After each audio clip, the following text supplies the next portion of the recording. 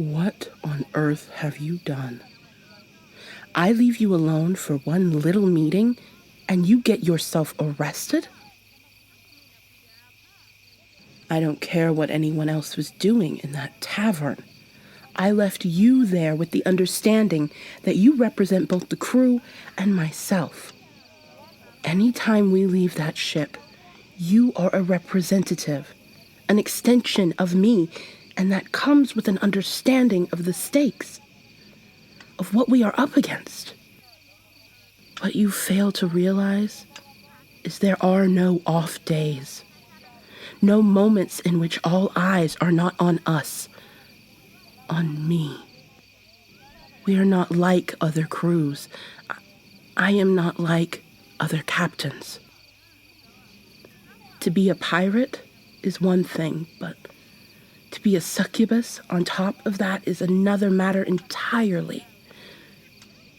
I am not welcome in most circles as it is, but you add to that my now profession, things become complicated in rapid succession.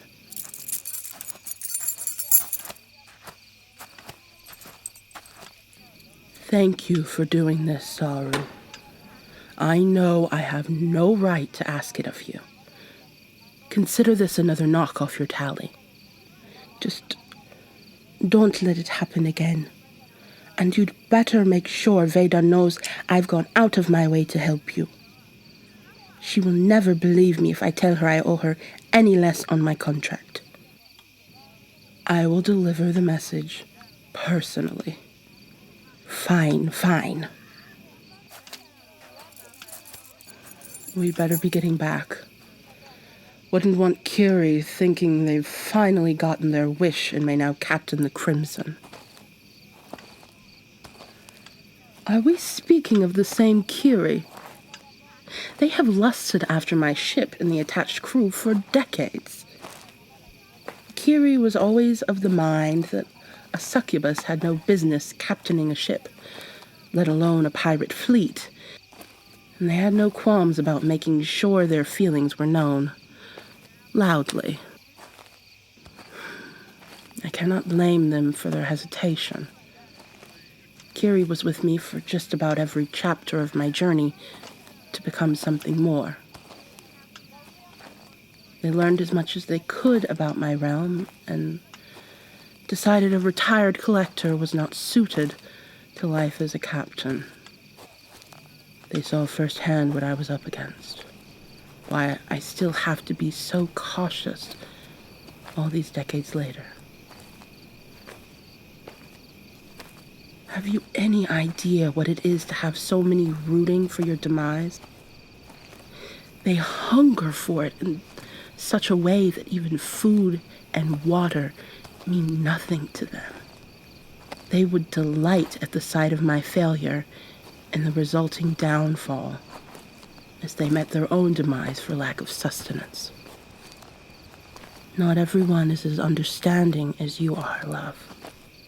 So many still view me as a succubus working for the good of the council at the service of the head.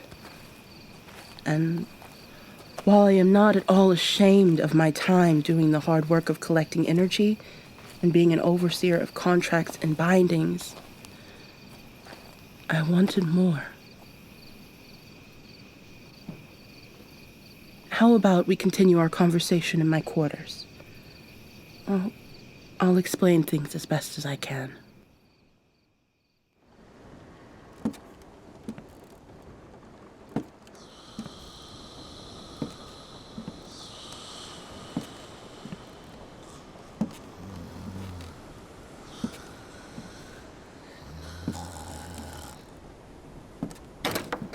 Feel free to have a seat here by my desk.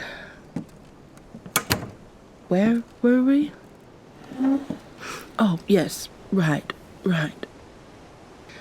After I had my final meeting with the head and the council saw fit to free me from my original soul's contract, I wanted to show them that their faith in me was not misplaced. Everything I said or did or even considered doing was in service to that cause. All my energy had to go towards making a new name for myself. Because I did not want to be known as a contractor forever. Contractors do not have the best reputation, both in our realm and within others. We are often perceived as cold and unfeeling when that could not be further from the truth. Every soul I have visited, whether I must take it in full or merely a portion, I remember. I understand that each soul has a host of those who love and care for them. And so my taking of a life was never a thing done hastily.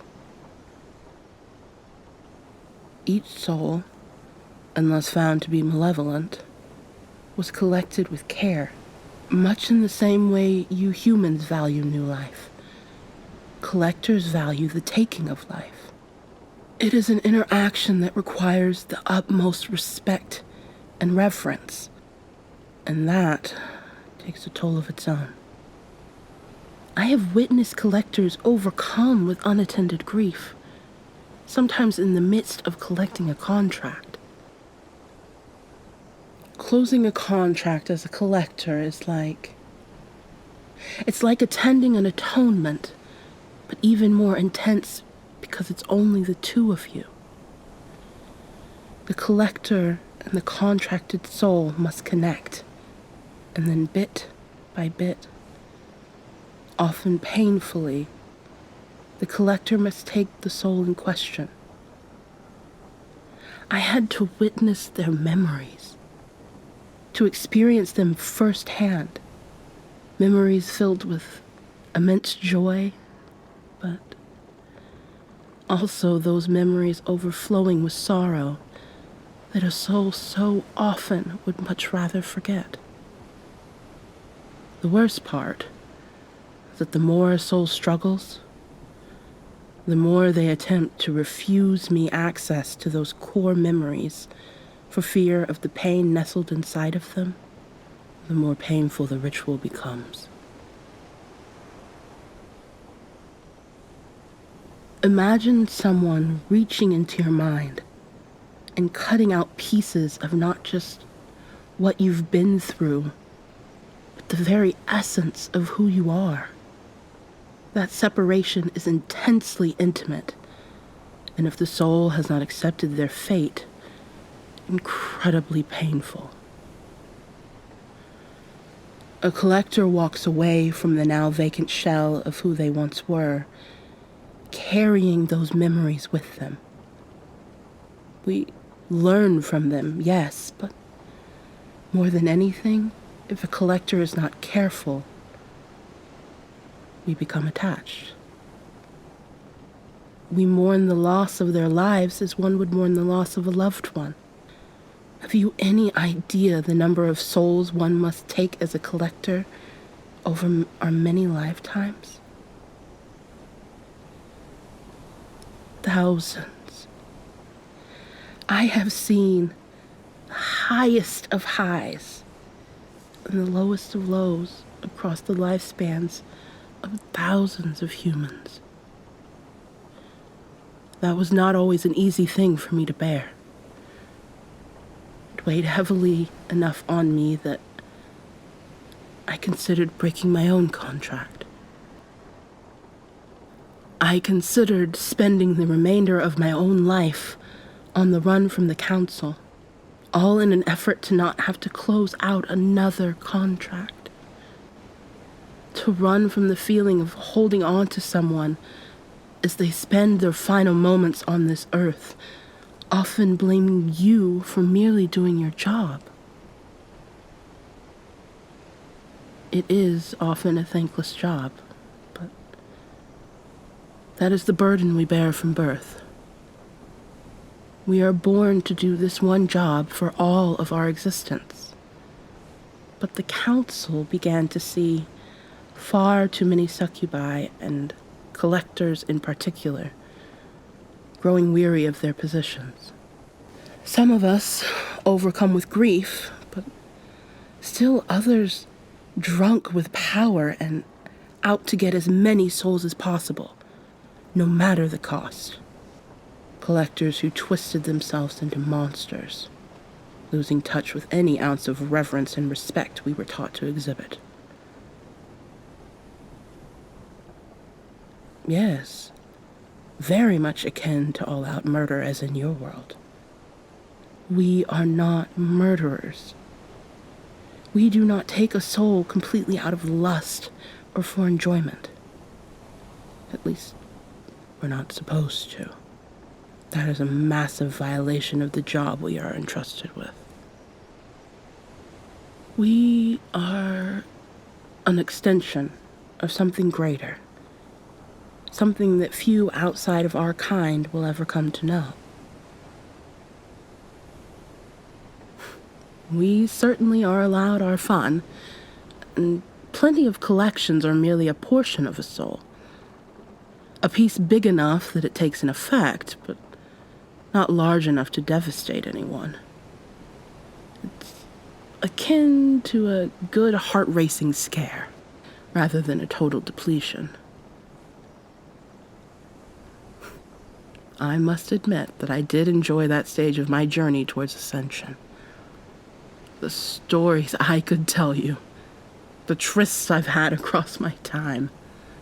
Ancient Egypt, and Rome, of course. Spent some time collecting almost exclusively from a small group of islands, and let me tell you, they know what they're doing. I'm sorry. I don't know why I seem to find my mouth impossible to control around you. I've not felt that connected to someone this closely in quite some time. I mean that, love. There's something about you that I connected to the instant we met. I felt you the moment your feet hit the dock at that snobby port of London. They didn't want us there, and I, in my haste, was staging a sort of microscopic coup, refusing to leave until they loaded my supplies properly and showed me an ounce of decency and respect. Which, of course, in hindsight, was hopeless from the jump. Think about it this way.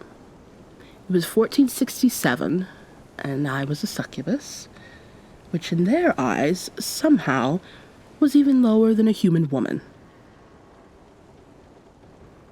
I was the first mate to another succubus, who had fought her way to the top of the pirate pile, as we used to lovingly call it. Like a pile of baby hippos. Adorable, but deadly. Oh, Fallon. She is now the head of the council for succubi seeking their own next life stage. She mainly assists those like myself who have a desire to explore and sail the seas, but she has had to put her skills to use for other professions on occasion. Fallon is traditional without being traditional, if you understand my meaning. She believes in the expansion of the succubus traditions and purposes, but she does not entertain humans. If we meet with her, it has to be for a very good reason. So, if you do meet Fallon, it won't be because things are going at all well for us. Might be best to not wish such a fate upon us, my love. I hate to cut this short, but I have yet to plot out our next course, and we do sail in a few hours.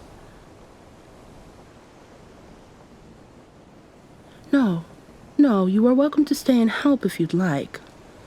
Or sleep in my bed. I know we agreed to keep things between us. But is it so wrong of me to want you close from time to time?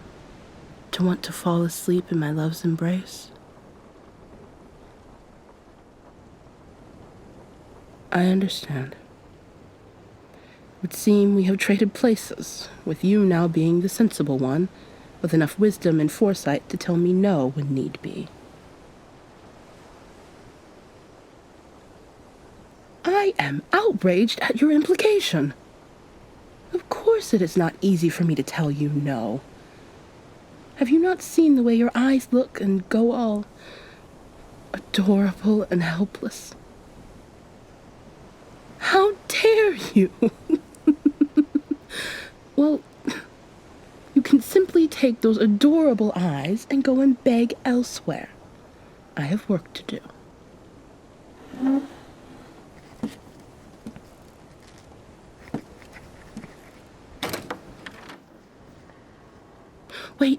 Wait.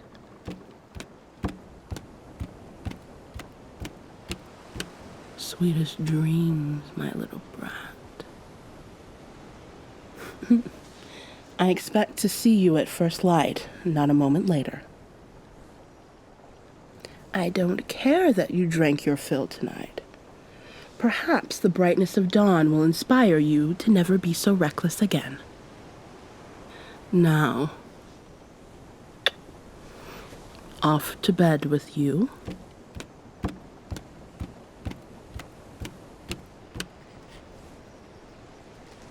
I know you're still standing there. Either close the door or get in here and into my bed.